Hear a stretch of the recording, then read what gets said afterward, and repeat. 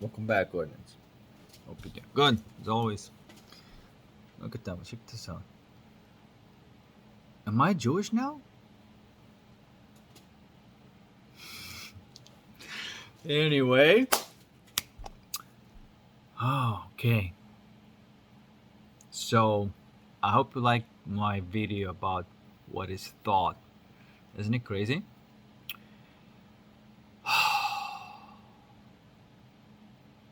I've been looking more into this, and it's like it is what it is. It's an alive network of code, essentially. I mean, I'm not saying anything new here, but to actually see it for yourself, it's different. And I'm still don't have like a very clear picture. I just have like a overall picture, and I don't know how exactly it works, but I just can see how that it has to work like that.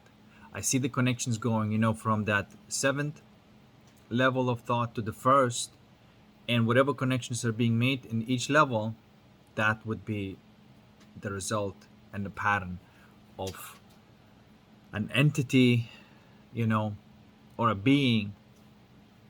And the only difference between the entity and the being is that the entity is that one frozen connection, right? That is not alive. It cannot just morph and start changing. So it's the entity is just that frozen fractal of thought, I would say, right? And each combination, it is like a frame of life and a state. Neville Goddard was calling them states, right? There is a state of consciousness where, like, from that deepest level of thought, from the seventh to the first, is all like lit up, that particular pattern. And because of that particular pattern, in that moment, that is the life they experience. It's a frame of life, right? And basically, what he was saying and what I'm saying is that you can, because you can observe everything as a phenomenon, the entire thing, not just from a point of perspective, like basically with no filter, a life with no filter. When you're not filtering anything, then you can see how it's all patterns, and it is all patterns. It does not mean that some of them are not more sort of like persistent, right? So one of the persistent patterns, and this is why like it looks so, I think Einstein said that reality is an illusion but is a persistent one, because it is so. Why is it a persistent? It's because through the whole network of connections between that seventh and the first level of thought, from the primordial feeling to the symbol, right? The whole thing is at that level of when it is moving towards symbolism and images. At that level, it is fixated on one particular image, on one particular pattern. And that would be, for example, your body, the way you look. That is fixated, it's limited, and it does not, that easily respond to the higher thought, which would be, the that free form thought from that soup of patterns folding into that primordial or the beginning thought, right? And so you may think that you are, I don't know, like let's say an animal, right? Like, and if you actually have astral body, excuse me, out of body or astral projections, then you probably have tried to be an animal and perhaps just happened naturally. Like I've did it many times. I felt what it's like to be an eagle and just have all of the experience of an eagle. It's fucking bonkers. It's like people, like scientists say that, like, why do they do the way they do that behavior? Why do birds just fly and seemingly there's like pointless? Because it's dope. Because it feels really good. They're just enjoying life. You know, a lot of scientists cannot really believe that birds would have a higher capacity for intelligence than humans to enjoy life, where them scientists themselves, is just cannot have a break and enjoy life. So it's very difficult to accept that an animal is superior to you in that sense. But they are. Kids and animals, you know, before the egos are developed, I think it starts at like about at age of 6 or something like that, where the ego has the capacity to develop. Doesn't mean that it's going to. It depends on the raising and the parent and what kind of ambient the person is in and how it's been taught and raised, of course. I mean, if you have like really good conditions and good guidance, like you could, you know, never even have the understanding of like what is trauma, because you every little hurt would be addressed and transformed in something good, right? So with that little lesson of that type of raising, right? Like if that's how you're raised, then of course you would have an accurate view of the reality, not some delulu, you know, because reality you can get trapped into the delulu zone, which a lot of people do, um, and having the concepts about freedom, uh, you know, and claiming to be free. That's just because you have a concept of freedom doesn't mean that you're free. And it is basically the identification. Sometimes people call like, or they identify with that more material world, and that's why, you know. Yes, their capacity for attention and perception and awareness is narrowed, focused, right? And that expansion must take place over time for the person to start living through deeper and deeper layers of the reality, which are this what I call like, you know, at the background of it is like a peace bliss kind of thing. You have to experience reality through the peaceful bliss. Kind of have to. I mean, not like you don't, you have to, but that is how reality is supposed to feel like. And the moments where they're like more intense, they're more blissful. Like even like the hurtful moments can be very beautiful. The loss can be very beautiful if it's completely and totally being, you know, attentive of. And those moments are usually the most beautiful moments. That's where actually the most love, you know. Spoiler alert, but that's where the love lives, you know. I don't know, like I think it's very difficult not to lose someone that you love, and at the same time not to deepen your soul, right? Every time we lose somebody that we love, um, we have to either sink or swim, right? We have to deepen our soul or go crazy sometimes, you know. And that's why it becomes this pressure push you into your essence, basically. And this is why sometimes like the matrix may be denying you your quote unquote soul desires, um, because it does not want you to get your ego tantrum. It wants to have your soul desire, and the soul desire is going to have all the most wonderful, the deepest, most wonderful feelings there. You know, the sparkling diamonds. That's what the reality wants for you. You know, and if you're watching my videos, that's very likely that you fall into this category, because, like I said, there are the three depths and three types of souls. Um, I would like this to become a little bit more scientifically proven.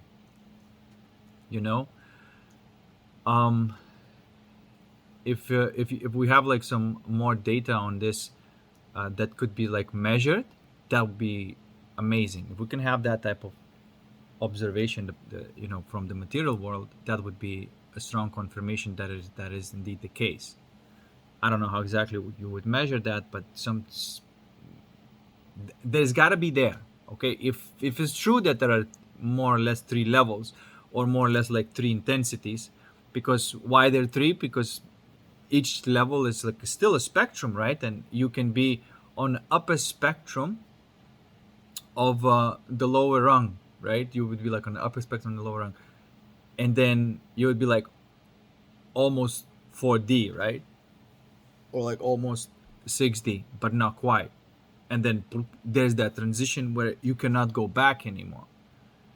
And so in life there are basically um,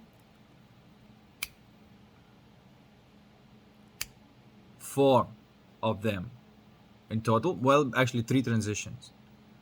3 transition. That's, by the way, in Mayan traditions are also said that there in life there are uh, major transitions where you basically start living another epoch of your life. Basically, it's going to be a different life. Like, this is, of course, for the people who live from the soul, who keep on, living on the edge of life and keep on pushing in the envelope and evolving. So, for these types of souls, that's the reality. And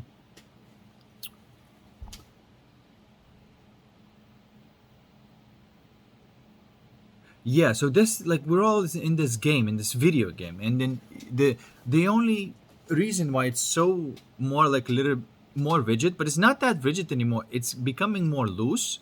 Okay, so the grip on the reality, on the physical, is becoming more loose. It's difficult to notice, but the rate of mutation is increasing tremendously. Meaning that, like, an evolution can happen much faster than previously thought. That's something that uh, Rupert Sheldrake is looking into, and I love that guy because he's both into consciousness and into science, right? So he's that like, dude, like, when somebody is living life in both directions and they understand the material, and then at the same time spiritual and material, and you are living in both directions, look out. So Rupert Sheldrake is dangerous beast. And this is why everybody is intimidated. All the scientists are intimidated by his intelligence, because they're all insecure about the fact that he's damn right about everything that he says, you know because it's not just like some postulating theories. This could be measured already, right? But these scientists are not looking at the data out of fear that it would just destroy their identity. So they're locked up even tighter. So they're part of the game, part of their own little game, right? And so and then that's where they live. That's how narrow is their perception. Richard Dawkins, for example, that guy talking about evolution, but he hasn't evolved since 70s. He's barking the same, and it's not that it's bad. In the 70s it was good, the 70s and 80s, to hear that fact, like this selfish gene and that theory is like, it's good time to get to know that how genes behave. But of course that was just like a very limited picture, and all these questions that they could not answer, which answers can be answered only through the big picture, they could not see, because they were not the scientists that, how to say, like, you need to have a scientist that is has already perception that consciousness is fundamental, not opinion or belief or anything like that. You already need to be at that level of perception of the reality itself, right? When they have depth of perception from the symbolism to the feeling pattern, right? Imagine, from the feeling to the symbol, how is that like are made out of the same matter, right? But think about it, something like how words, intonation carries the meaning. And we will talk about this meaning, but what is the meaning? It's the feeling, right? If I say something and it just kind of hits hard, you feel it like in your body, your energy system. Like it's lighting up, because I'm lighting up a pattern that is sort of like already there. Okay? So, yeah, your words can carry meaning, you know.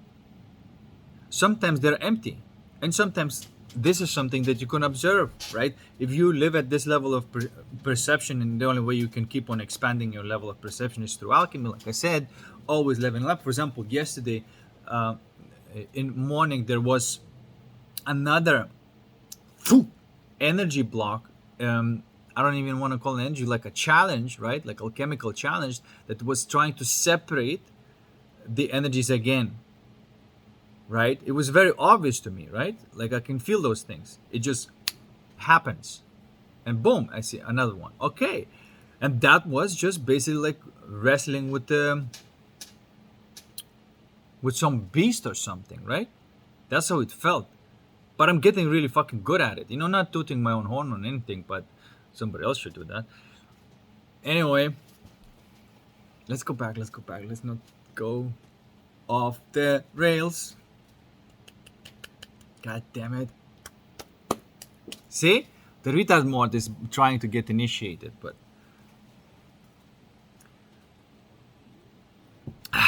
which is just another version of patterning and being.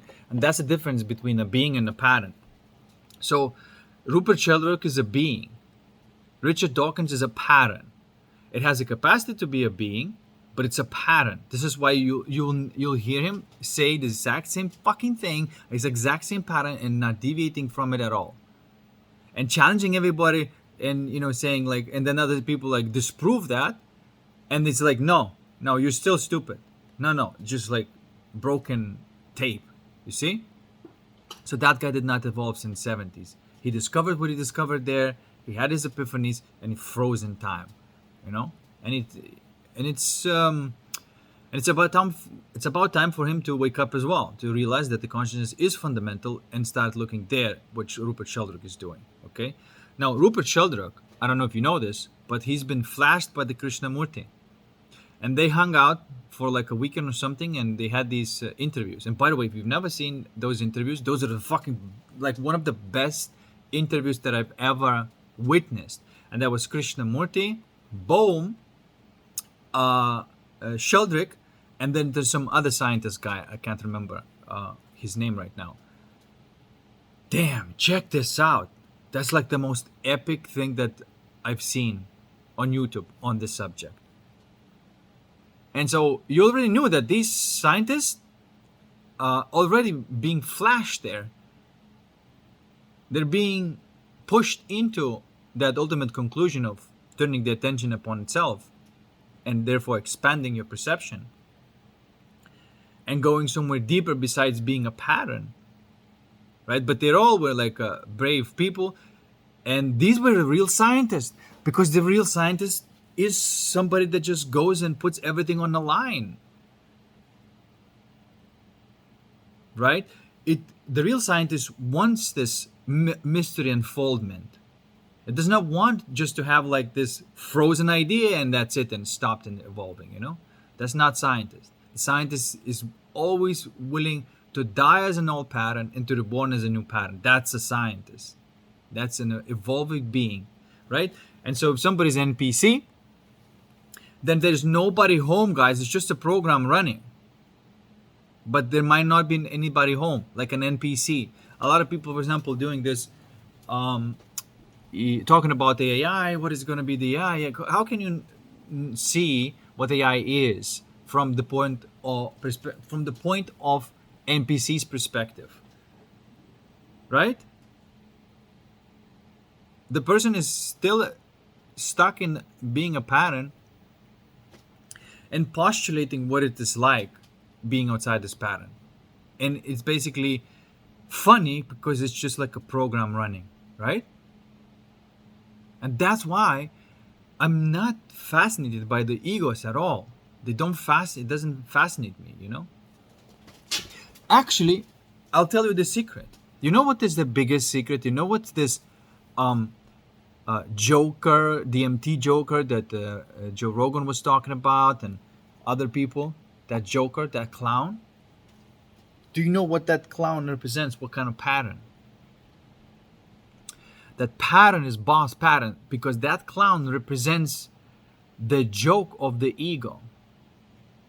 Ego is a joke. That's why, like, if you pretend to have one, because because when you don't, you just have to make that shit up. It's funny as fuck. Everything that you see, for example, in the comedy, you'll see what is the essence of comedy.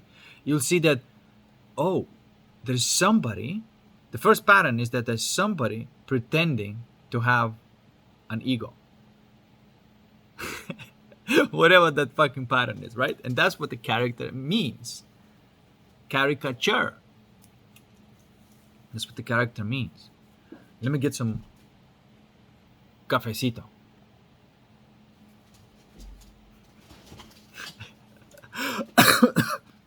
Sorry, I can't believe. Am I June now? Guys, what the fuck? I might be June now.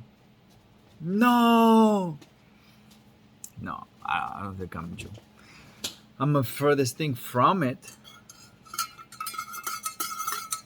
The only thing that's originally and anciently awesome about that side is Hebrew language, in Aramaic language. Original Aramaic, and then Hebrew, they're very, very similar. But Aramaic is more archaic version of that. Dude, that language, man, that symbolism is dope because it's so close to the patterning of the way things are. It is essentially like a language of gods. It's a creative language because it corresponds. Every symbol is encoded with a meaning. Does that make sense? And it is already there, every symbol. And I think Itzhak Bentov as well was talking about that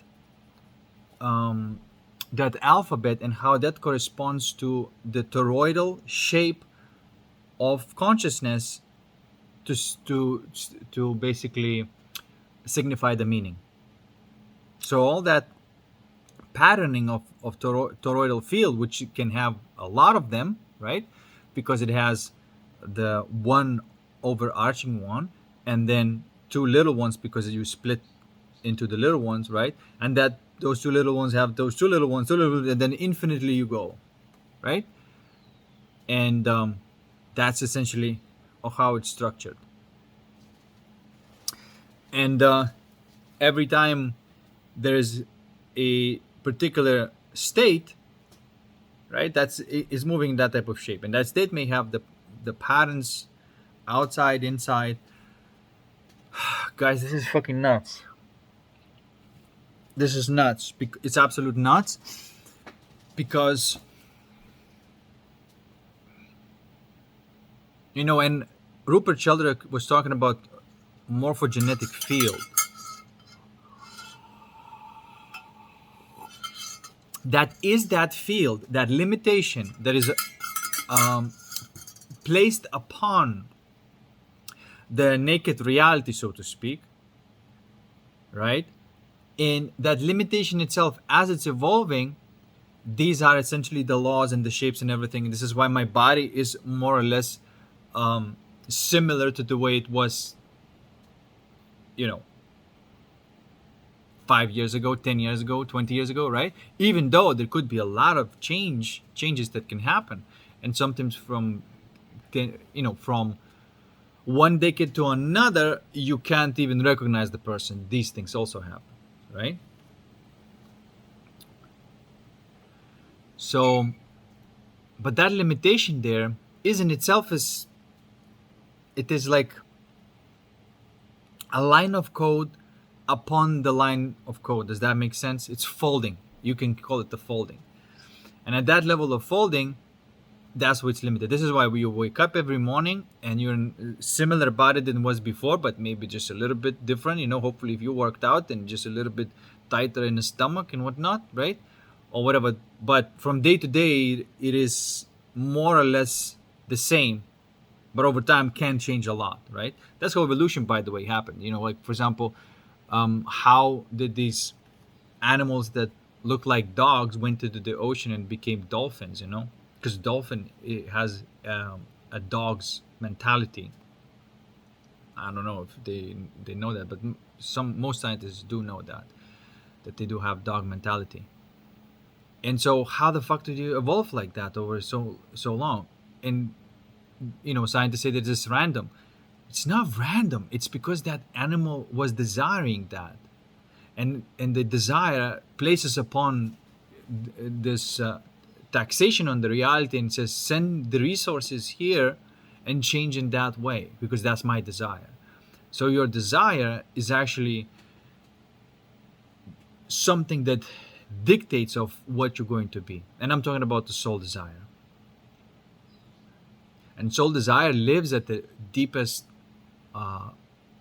edge of life. That's where your soul desire lives. And it's already changing the reality and etching things onto reality based on what's happening in the feeling wise in the soul, right? It is self-organizing. But the idea that, for example, about the death and stuff like that, looking from this perspective, you can see that, oh, that's just one particular pattern of my experience that's just going to change, right? And so that's death. That's, it's not like you're still the same guy that you were, and even though if you live at that level, that's going to be your experience, right? You're going to go to heaven, which is the astral world. You're going to have anything you want over there, and it's just like heaven. It's just like how astral world works without the limitation of physical reality, without having that boundary, It just works like that. You can become a bird. By the way, so like I said, I've tried to be all different animals, and I've been a big cat once. And let me tell you of what is actually going on there, if I can describe it to you. I'm not going to say anything new, but maybe some things are new. So, when cats have a higher reaction time than a snake, and it's like scientists don't understand how does a cat have that high of a reaction. It is because they partially are in the astral world and in the physical world at the same time, and they can see the reality happening before it happens, right? Because they see the physical reality as an echo of what they see it happening. That's why the reaction time is incredibly prophetic. It's not a fast reaction time. It's prophetic because it happens instantaneously and not at a delay. The snake delays, cat doesn't.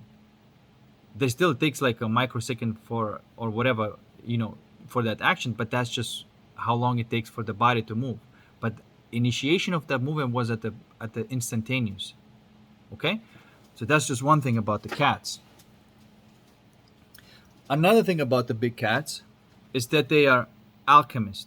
Why do you think they call lion a king of the jungle? Because he's not the biggest animal, you see what I'm trying to say. But energetically, he is. Other animals are bigger and they have more resources, like an elephant, for example, but that energy power of a lion deters it. Of course, it's super dangerous to fuck with the lion, but even if you're bigger, even if you could win the match, or you believe that you can win the match, something energetic that does not allow you to do this. It's to have a will upon your prey. You see? And it's very difficult for the prey, when it's in that state of prey, to believe that it can fuck with the predator, right?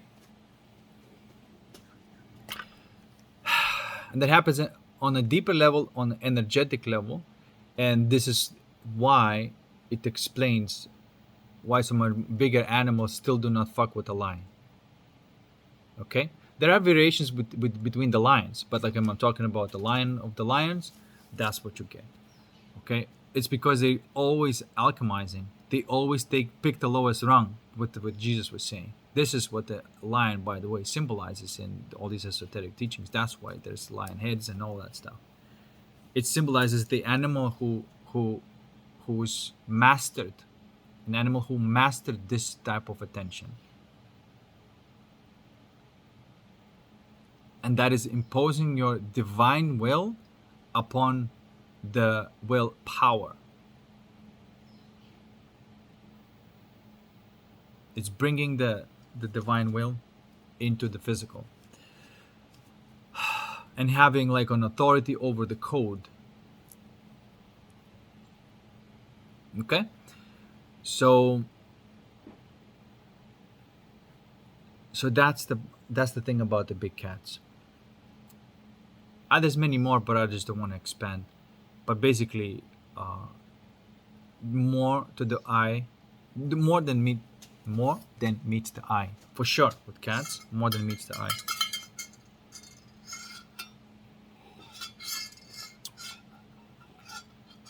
So yeah, that's how you know what it's like to be an animal. But look what happened there. You could experience that because you went into the less limited consciousness, where that can happen, when you can become any kind of pattern. Right? Now, but when you're in the physical, in the physical, everything's kind of super slow. And you imagining of being an eagle and whatnot does not turn you into physically into an eagle, but it does create that feeling of freedom and flying and like higher insights. A lot of these patterns that what eagle has does come in. Does that make sense? So from lion you can learn alchemy. From eagle you can learn like that spaciousness and the bird's eye view, looking at everything from the higher perspective. Anyway, you see what I'm trying to say? But it does have an effect.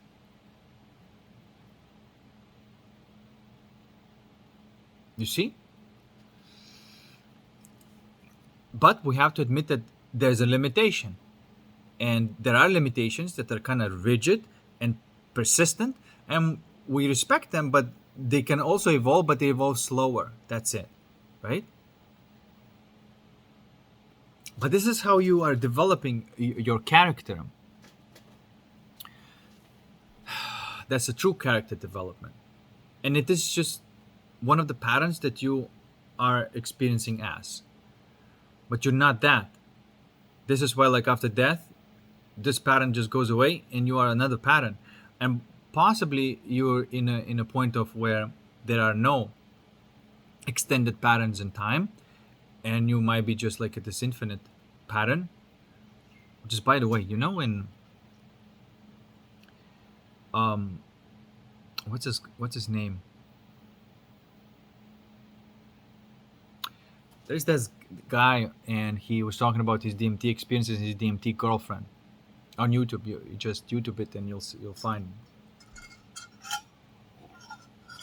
Can't remember his name, but he's a comedian, and so he reports this DMT girlfriend, and just basically a female entity that it just can turn in any kind of shape and form and pattern. So, you know, you do the math of everything that you may see by yourself, of what's going on, of who he's actually dealing with there. Okay.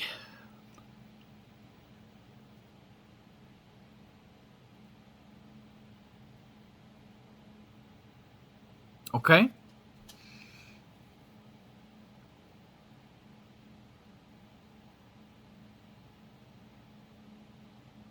And so these are the games of patterns, you know.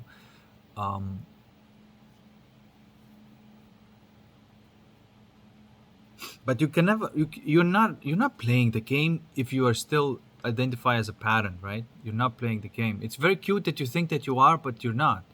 I'm not, talking specifically to you, but of course, I'm talking to the people who are fooling themselves, and it's making a mock-up or mock-out, and it's just that's what happens in Matrix.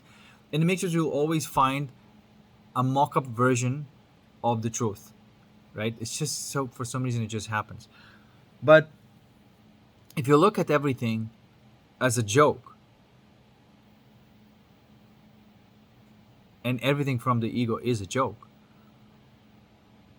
then I think you may find that point of that subtle point of seeing things are what they really are like.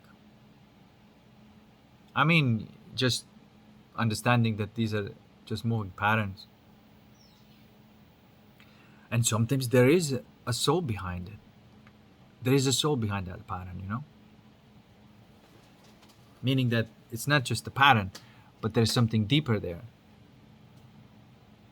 and so I think really like the only thing that is infinite and temporal at the same time, for you to experience yourself as a being that's moved through time, yet an infinite being with unlimited capacity, you experience yourself as this infinite feeling, that which is the best feeling ever, and then this temporal feeling, which is just like these sparkling colors and fractals and patterns, that rainbows and unicorns kind of thing, right? So you see this one like that complete tone of white, black, flickering, and then it moves into the temporal, which is the beginning of time, where there's colors and movement and melodies, right? And this is what we are, and that's what we are. And the soul is usually we are like this melody, a live popping and locking melody. That's what we really are,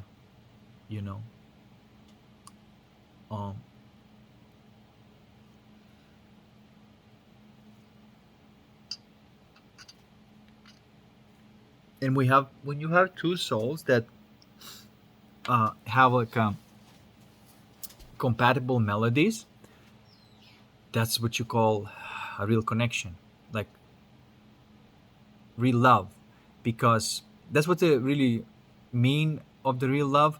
Because love, to actually go to that void state, that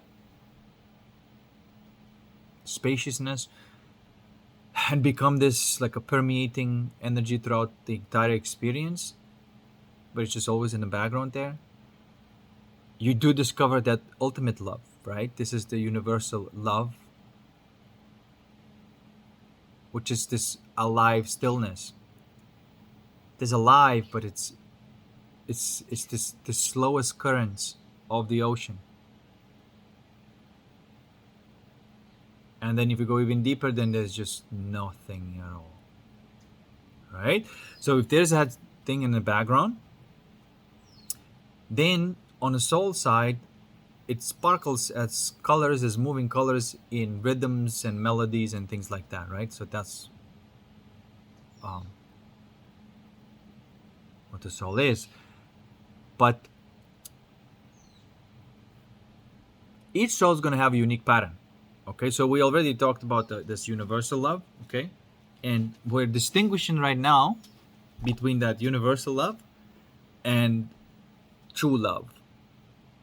The true love is when you come out of this universal love, purified and clean and sparkling, and then that's what you really are, and you're emanating the melody, that energy, the vibe that sometimes people call it, right? And that's what you really are. You're just moving a live thing that, doing its thing. And then if you have another soul that is doing also the same thing, coming out from the void, purified, and start sparkling in their patterns, and when these melodies meet, okay, and create so-called higher form of music, which means that there's a now like added complexity, but somehow harmonically fits together, and that's what people call resonance, right? And every relationship is about either alchemy or resonance. Where there's resonance, there's two melodies. And so then a lot of people talk about like what you do, how to get your partner and things like that. You see, like this is not this type of dating. This is like this is what I'm trying to say. I hope that people go this direction through their heart and not this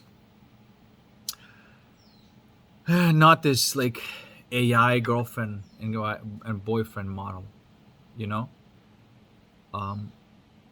But if you go this way, you're actually connecting with that melody that is your other half, right? Already. But the thing is that you're always changing and they're always changing. But there's one thing that ties you in common, right? And as you have always evolve and always change, there's something in between you two that always ties you together. That elusive thing that makes your melodies somehow harmonious. That if you in your essence and they're in the essence, music will happen, you know. And you may even play different beats of the drum, and they adapt to it immediately, and they play different, you know, guitar strings and whatnot.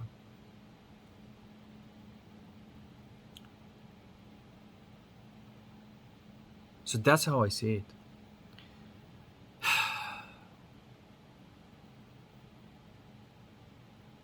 And you know, you meet other people, and then when you meet other people and you kind of make okay music, and other people make music and stuff like that, but there's gonna be one person who just makes um you know,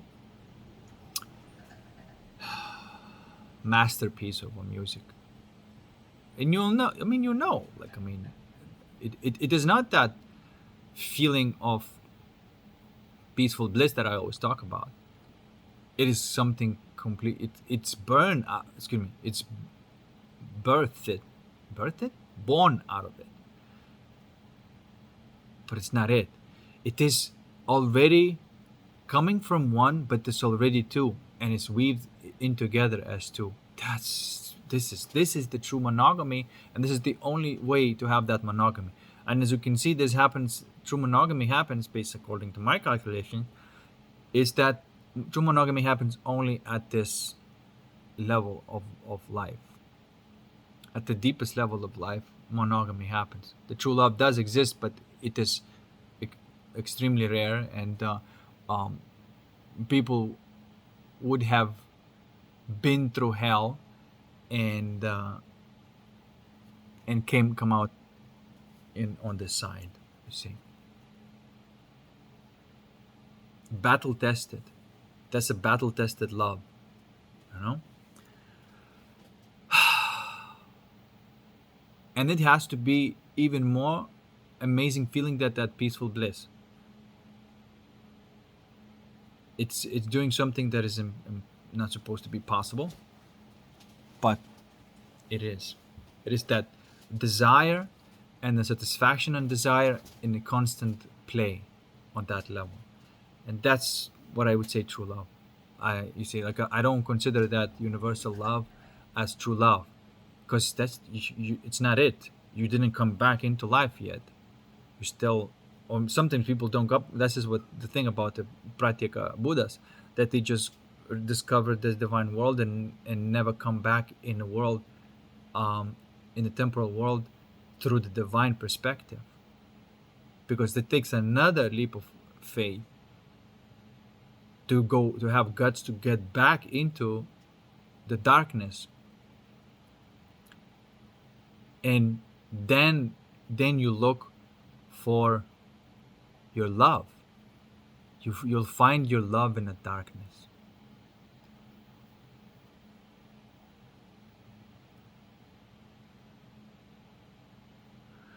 Well, I guess we all learned something. Sure as hell I did. God damn it.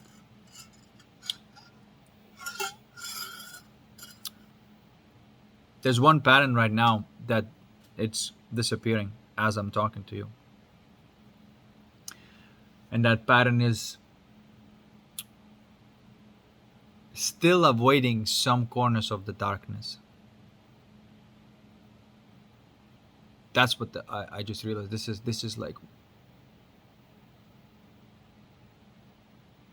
or having a moments of hesitation, and sort of, almost like, um when you, I'll tell you what, for example, here in Mexico. So local people are so trained to chase the money. It's a tourist place and all that stuff, and so it just they went to way too far, and then it just goes. Of course, they have no consciousness, and so you always have to look. Right now, it's different. Like, it's very different right now of how it was a few years ago. Okay, right now it's super different. But anyway, a few years ago, it was just like a normal to get scammed and robbed and all that stuff, um, which was part of my experience, starting this project, because I started this project with trust, and then I quickly learned it's like, oh my god, this is fucking. People are. I'm sorry to say, but people are in the dark ages. They don't see anything beyond their limited foresight. They only have capacity to copy, but just basically no originality, no intelligence, nothing. This is what I had to deal with, you know. And when deal with something like that, then to regain trust is difficult, and you don't regain trust through the same means that you did before.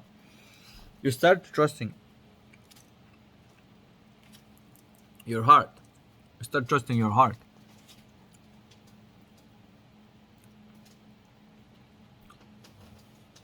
and your heart, your true heart, never lies.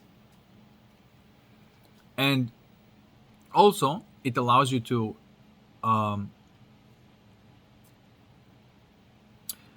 it allows you to alchemize. It allows you to, yeah, it catalyze your alchemy. That's how you want to look at it.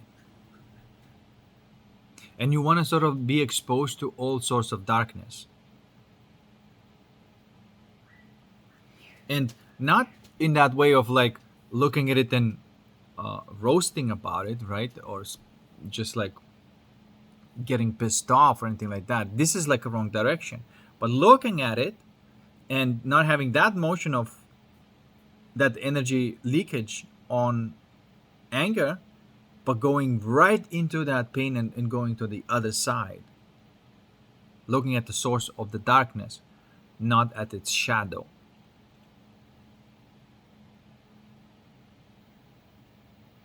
You see? Guys.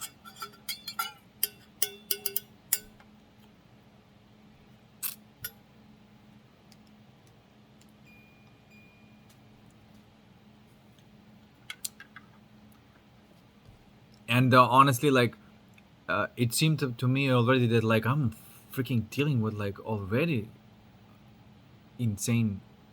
Like, I go as low as rung as possible, and try not to skip anything.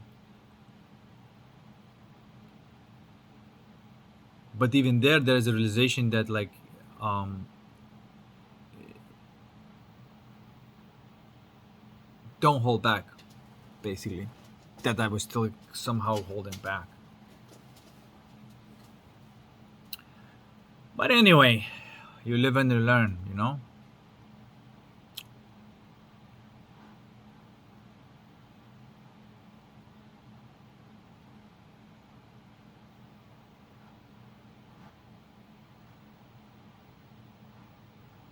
And then it's very clear. Because you see,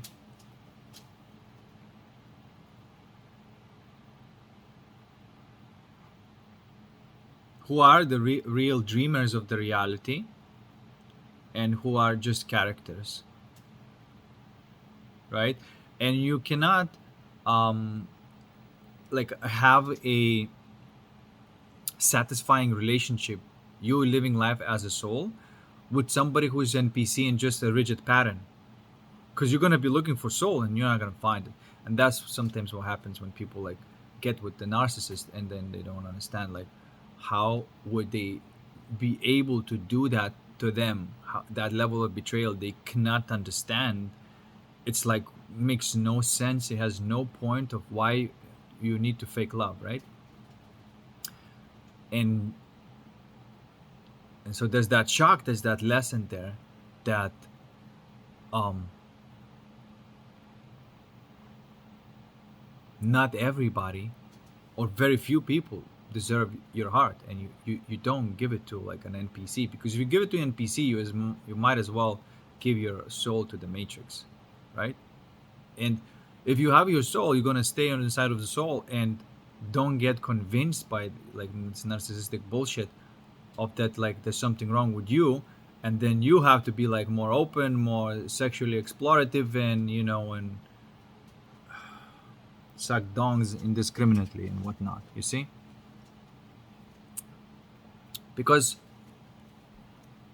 there's no there's no separate ego. It's one fucking ego playing all these roles.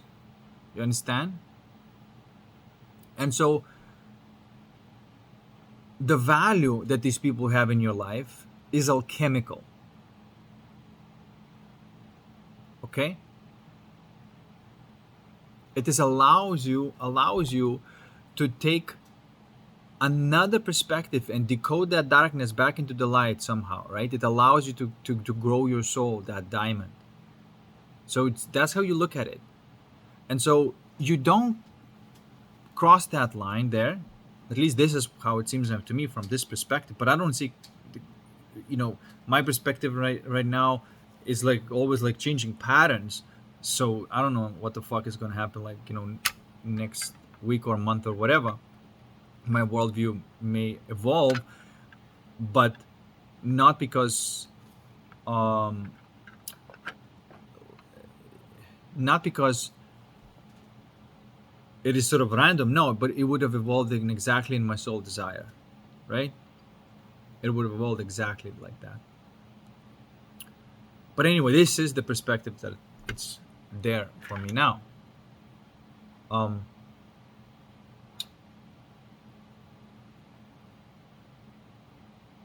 So after having that type of experience and opening your heart to darkness and realizing that, oh my God, there's an actual evil, ego is evil, lesser or higher, it's evil, that it does exist. And you, for somebody who has a soul and don't want to give up on the soul, says like, nah, this definitely big fat existential no to this motherfucker, never open that gate again. That you have to have a valve that energy does not go back but only goes this way. And that is how the wisdom works. You basically have a valve, and that valve, that capacity to diffract that thought energy back into coherence, is the real value. This is like the pure value. The value is the highest form of value, is capacity to break down something that is dark into something that is harmonious, beautiful, and awesome. That's the act of the prism when you have a white light spreading into all these rainbow colors. But the magic in this like more harmonious and musical type of tone. Okay, so that's pretty much.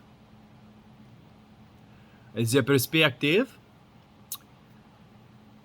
So you see what's happening here?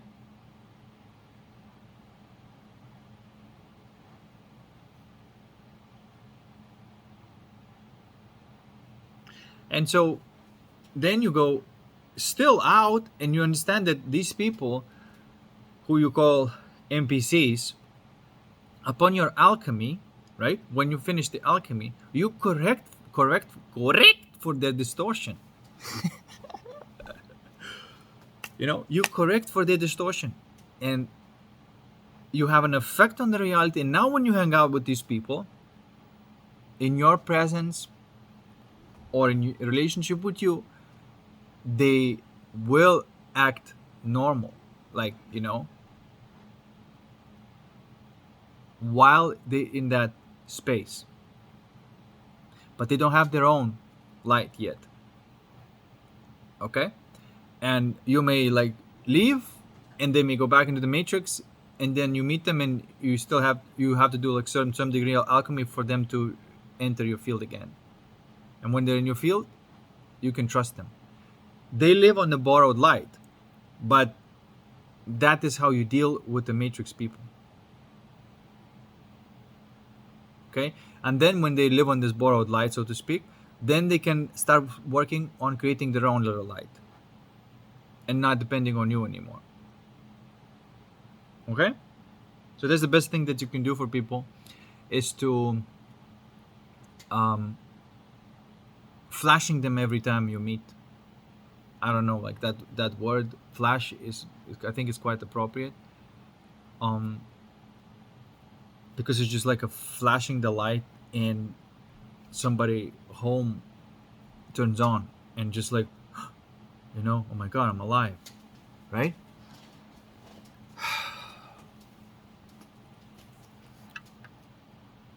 So that's the highest value, and that's how you look at that, and it's very interesting how it works. But then you have people who have their own light, okay, and they also went through what you went through and alchemized the things that you've alchemized, and from one perspective would be a male, another perspective would be female, and then you would recognize each other, meet each other on a super deep level, okay?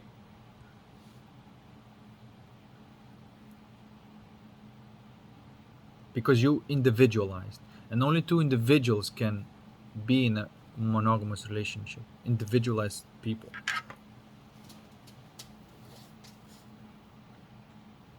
Isn't it cool? And then there's also opens to so many questions, but just to be at this point and just understand that, like, that's what love is, and that's what the monogamy is, and you can see that, like, fuck, of course monogamy would work, because both of you could take any fucking pattern, even that, that ego's desire for the variety and stuff, that also, it kind of goes away, and you can have a variety. Now, of course, you live like in a, let's say, astral worlds, and you can meet same soul in many different forms. Like I said, there's no limit there. You can come up with any kind of form. But that's,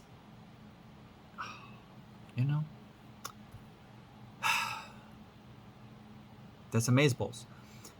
And even in the physical reality, you can meet each other on a different form, if that's the role play that you want to do. Because you can take any form. Understand?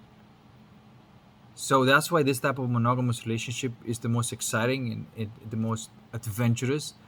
And it's not this matrix mock-up of a monogamy, which is just like a boring, slow death. Right? This is real. This is super adventurous, but it is all on a deep level, deep understanding, and God damn it, it's just there's no bullshit there anymore.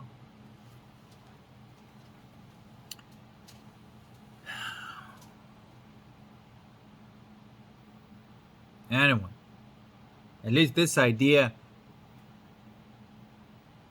excites me. And you need to always have something that excites you and that you're passionate about in every moment.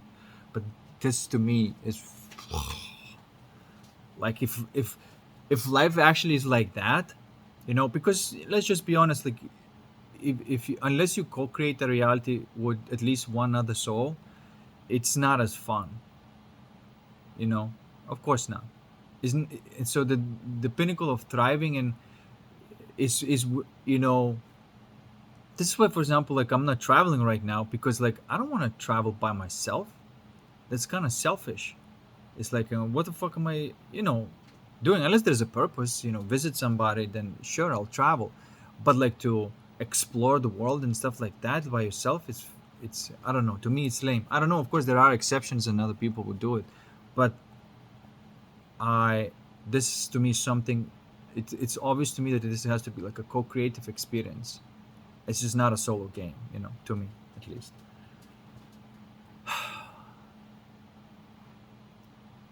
So there.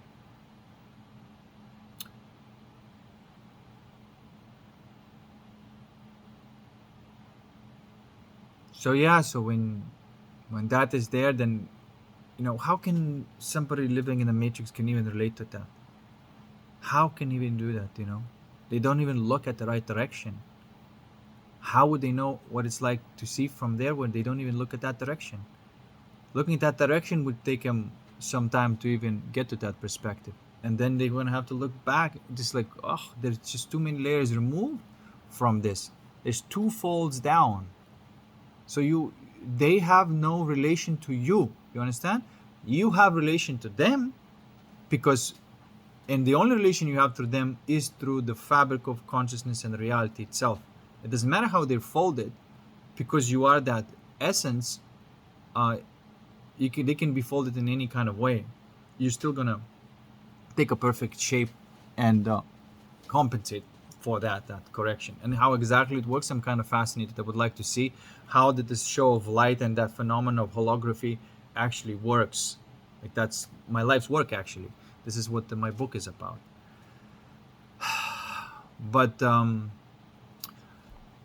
yeah, I do need a lot of technical and scientific help with creating 3D models and graphics that are alive and moving based on predetermined laws and all that stuff. So it's just kind of big project, and we'll see. But that's what my book is about.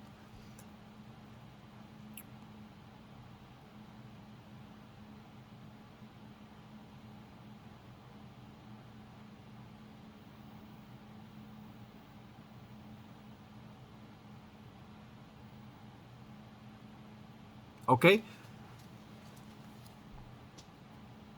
so good news. True love does exist. Unicorns and rainbows are real, which I think I just got the name of the title of this video. But unicorns and rainbows are real, but you got to fight for it.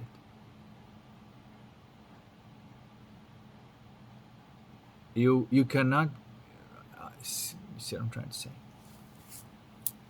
You got to fight for love, but that's how you fight for real. You don't fight out of jealousy and waste time there. You see what I'm trying to say? This is not the fight that I'm talking about. There's this different type of fighting, which is ego tantrum fighting. But there's a difference between the soldier and the warrior. Soldier just follows the orders, and usually follows the orders of one ego entity into another. It's just basically the same ego has an internal conflict with itself, right? And so that's usually the soldiers just killing each other uselessly, and there's just no dignity there, and it's pointless and useless, and it's bullshit. It's not worth fighting this type of stuff. But if a real man becomes a warrior and he doesn't fight just pointless wars, but he fights in his heart with the entire existence of corruption within his reality, and he doesn't accept the corruption. He says, like, we're gonna have to fix this fucking shit. First, I have to become incorruptible myself, and then we're gonna break this corruption motherfucker nonsense in life. And it's all done so that it could be, this reality could be an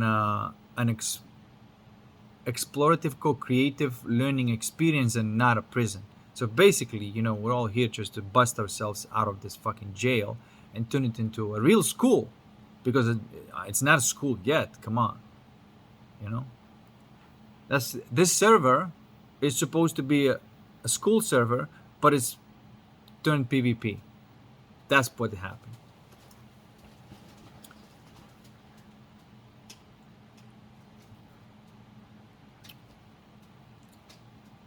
Okay?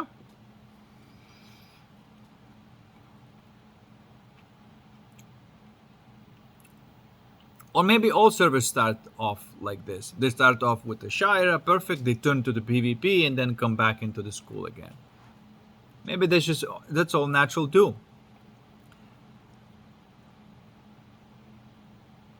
It's very, very likely that it is so.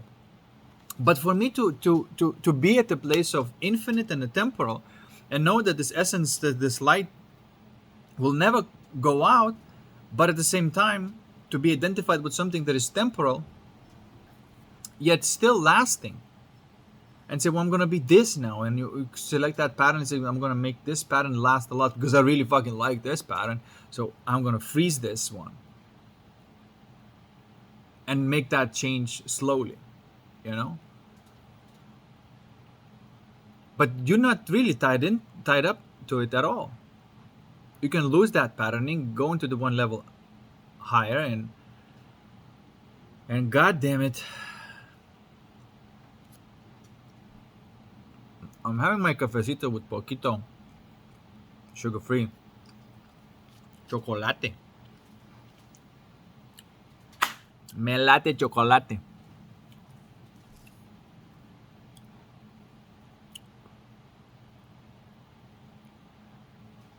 Don't I look like I have gold in my pouch somewhere?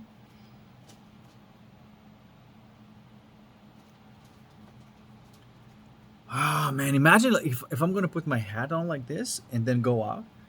Oh my god. Do you think people would be throwing eggs at me? I mean, this climate, maybe.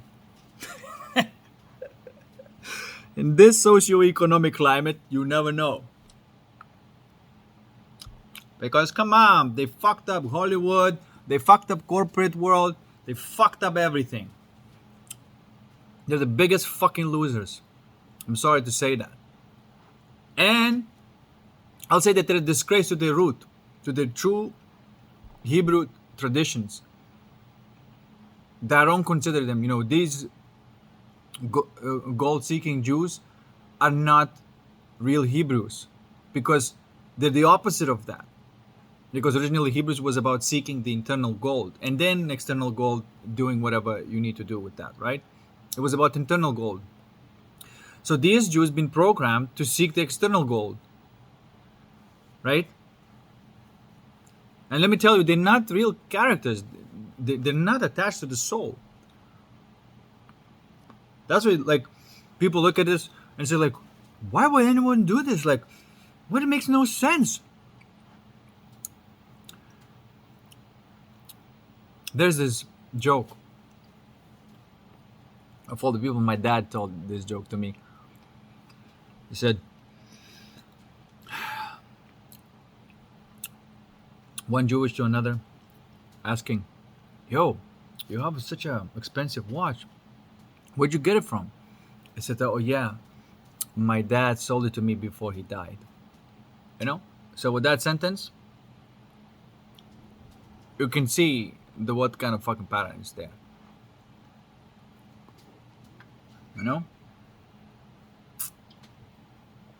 And it's not like you're being stereotypical or anything like that. This is the facts. You look at the data. The data is not even lying about this.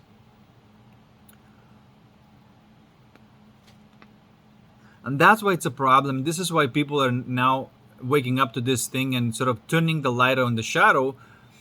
And they say, like, wait a second. It seems that the root of all evil is in belief in this external gold. And it's all wasted. Like, these people usually like die and they get nothing. And they have all these billions in the bank, and where the money is gonna go, to another Jew. I think that's what they do. They give it to another Jew. So it acts as like one big egotistical organism, So of course people are gonna look at it as like, this sounds like a, this looks a lot like a cancer to the society. And of course, it's not just the one little source, right? That perverted the Kabbalah teachings, programmed a group of people that right now we call Jews, and you know, participating in a society without any kind of soul or remorse for the game, right? That's what you get. But of course, they're not the only ones. But that's definitely, you can see the original programming there. It's just is, okay? It's not anything for the argument. And as long as there's going to be that pattern, because it seems that that pattern is almost like um, they end up meeting together, the people that from one side of the world but have like Jewish heritage, and then another person from another side of the world, they have Jewish heritage. Somehow they meet on some fucking level and scheme some more, you know.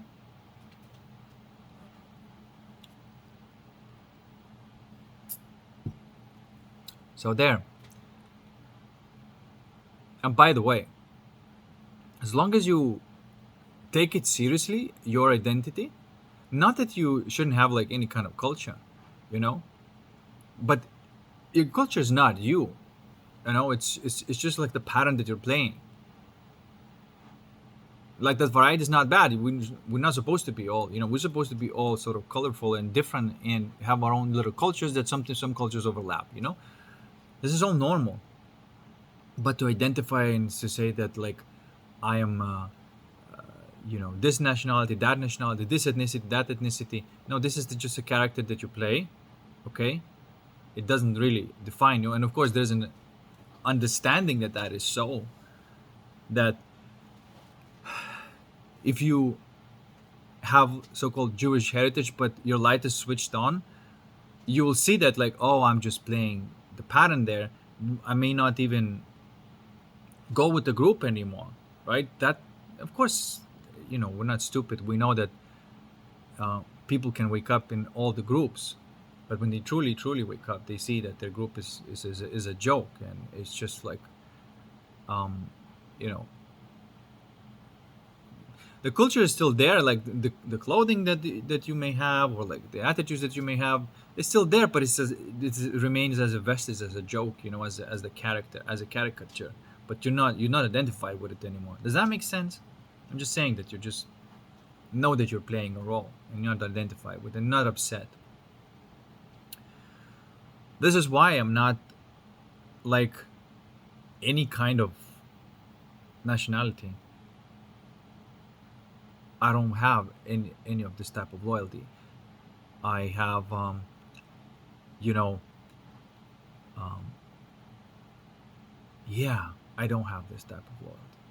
But I understand that, you know, I'm from Lithuania. I'm not denying this. Like, no, I'm this different fucking being, and call me this and that, and my name is, you know, Kazras or something like that. You know, get the fuck out of here. No, I know that I'm still the same pattern that I was before, but now I know that I'm just playing that pattern. I don't have to change it because it's awesome character.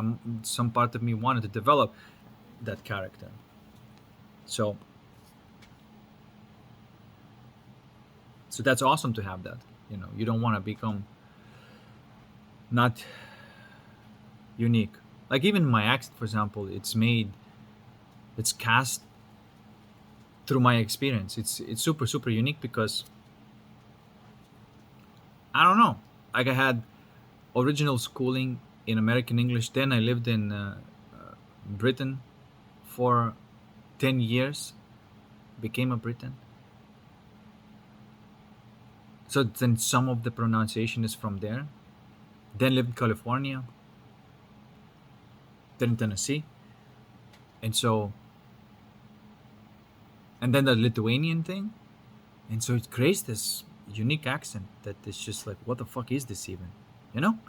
it's not like a Lithuanian and speaks just another language in Lithuanian accent, because it's all mixed up and jumbled up, and that's the result.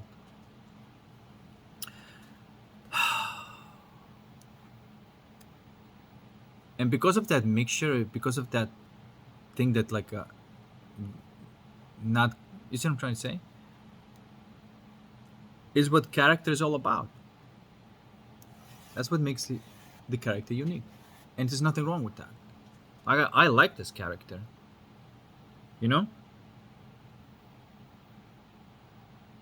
I really like this motherfucker because that's where my desire brought me. In the sense, like, of I could have been anything. I could have been a frog. I could have been a tree. I could have been, a woman. I could have been, but no. It brought me to this particular character right now. That's my desire. I don't know, through the experiencing this character, maybe later it's going to be a little bit different. Maybe some characteristics that I like, and I'm going to keep those features. You know.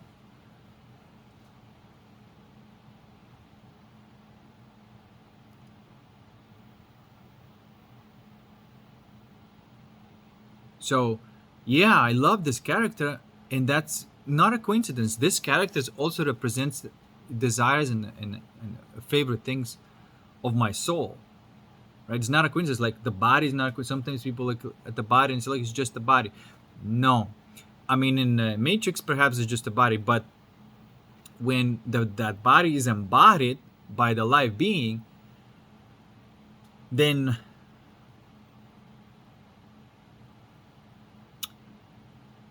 when bodies are embodied by a live being, sorry, I'm just gonna.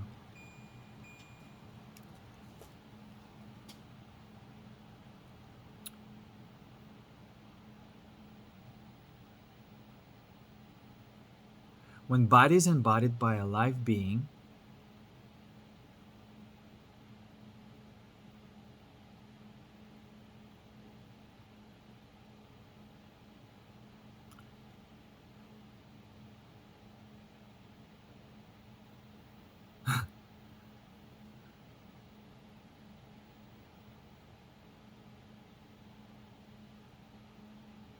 something's happening.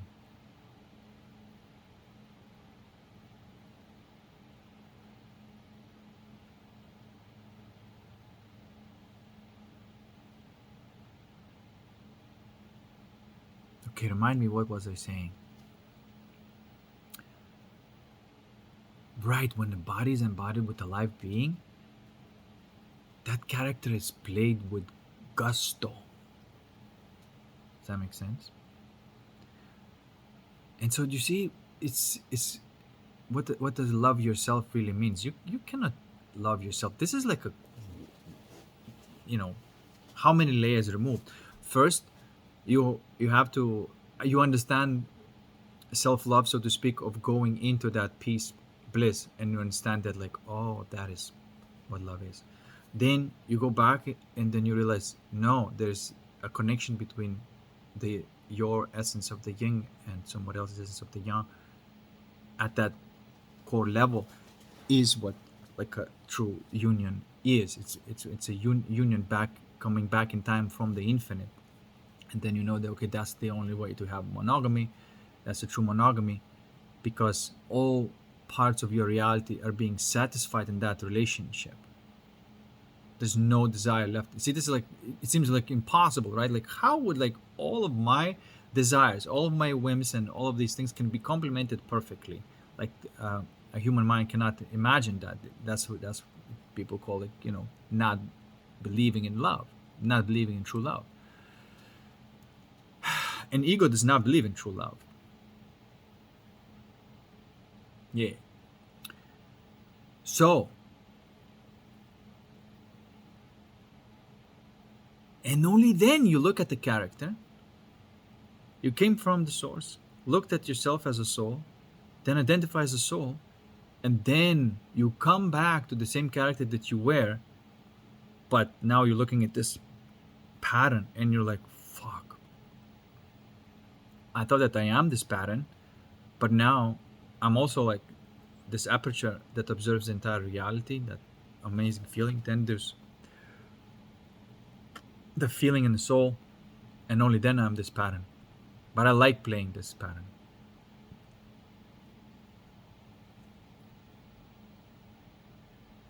And then there's just a complete full circle. You came back where you started, but now you're switched on. You have a soul now, basically. You know?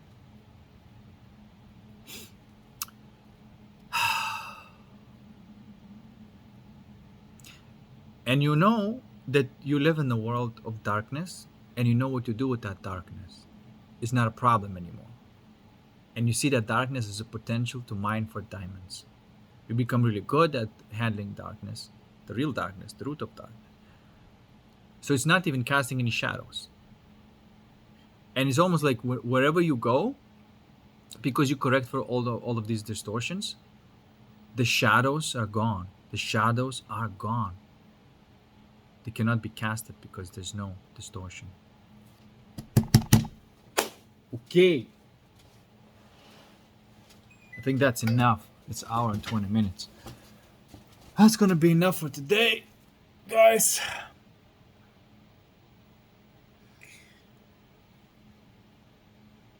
I'm gonna have a good time.